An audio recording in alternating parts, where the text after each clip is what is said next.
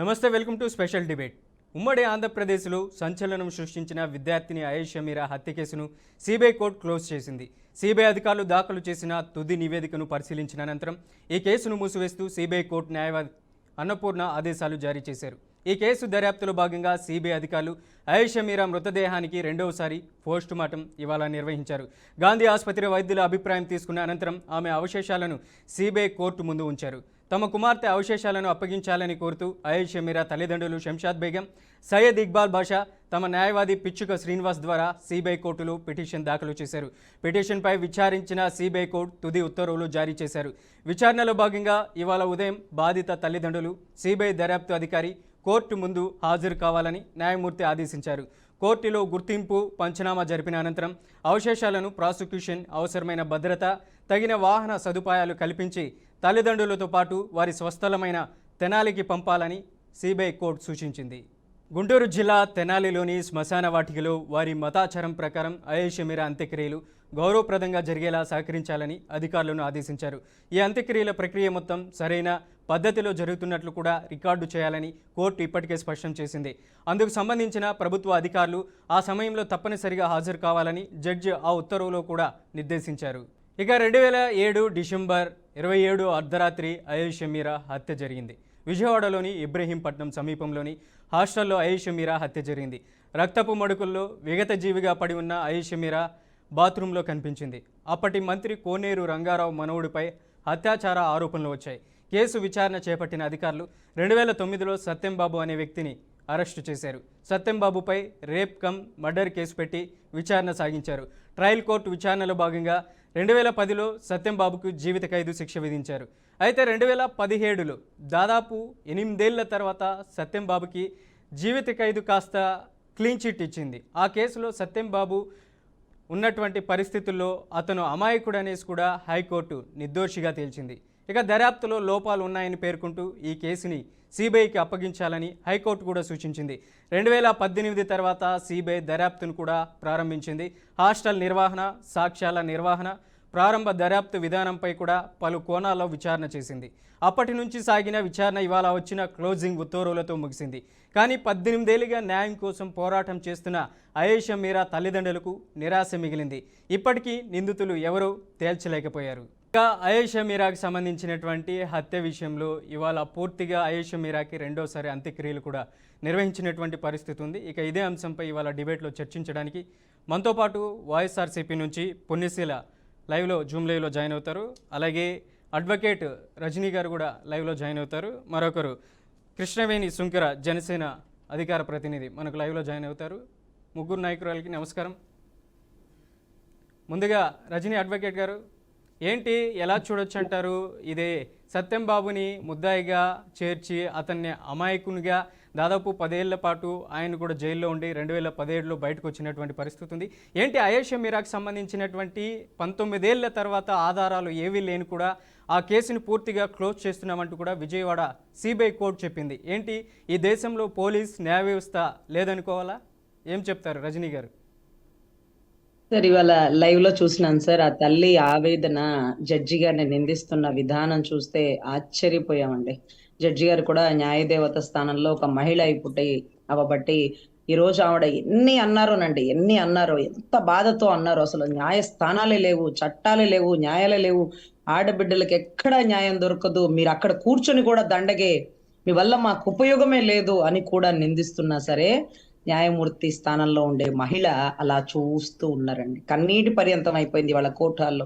ఆ తల్లి నన్ను పట్టుకొని ఏడుస్తున్న విధానం చూస్తే, ఇక మీకు చట్టాలు లేవు, ఆ యూనిఫామ్ తీసేయండి, మీ వల్ల కాదు. ఎందుకంటే వాళ్ళిద్దరు స్కూల్ టీచర్లు అండి, భార్యాభర్త ఇద్దరు స్కూల్ టీచర్లు. ఎంతో మందికి విద్యా బోధన ఇస్తున్నటువంటి ఉపాధ్యాయ వృత్తిలో ఉండి బిడ్డ చనిపోయిన బాధతో కూడా స్కూల్కి వెళ్ళి ఆ బిడ్డల్లో స్కూల్లో చదివే స్టూడెంట్స్ లో తన బిడ్డను చూసుకుంటూ ఉన్నటువంటి పరిస్థితి. సరే, ఇక్కడ ఒక ప్రభుత్వాన్ని నేను నిందించను, ఈ ప్రభుత్వంలో జరగలేదు, ఓకే, ఆ ప్రభుత్వం మంచిది కాదు.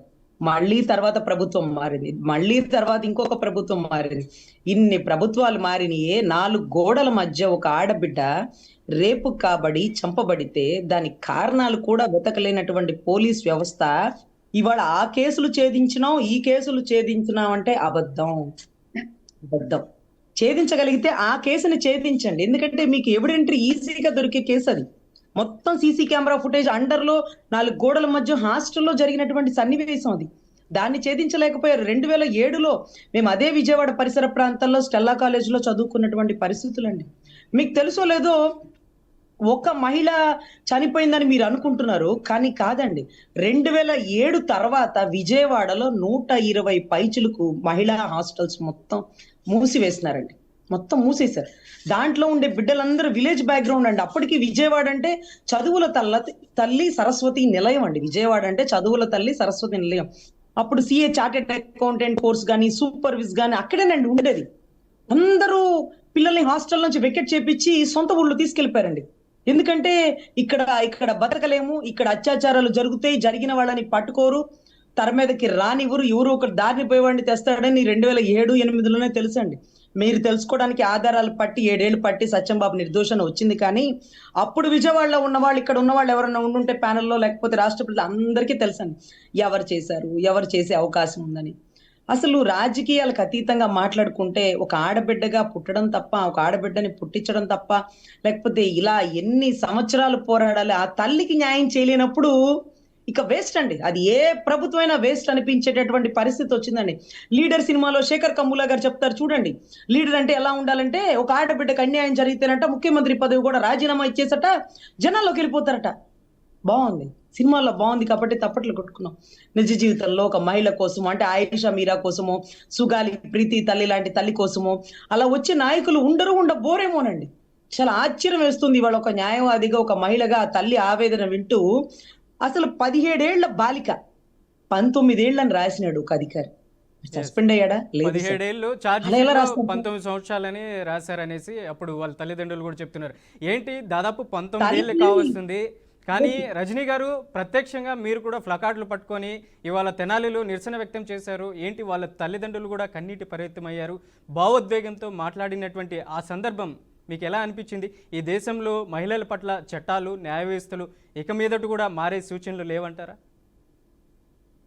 సార్, ఆ డెడ్ బాడీని బయటికి తవ్వడానికి, అంటే ఖననం చేసింది బయటికి తవ్వడానికి, అంటే హిందూ సాంప్రదాయం, క్రిస్టియన్ నాకు తెలియదు కానీ పెద్దగా ముస్లిం సాంప్రదాయం ప్రకారం అలా బయటికి తీయడానికి ఆ ముస్లిం మత పెద్దలు ఒప్పుకోలేదండి.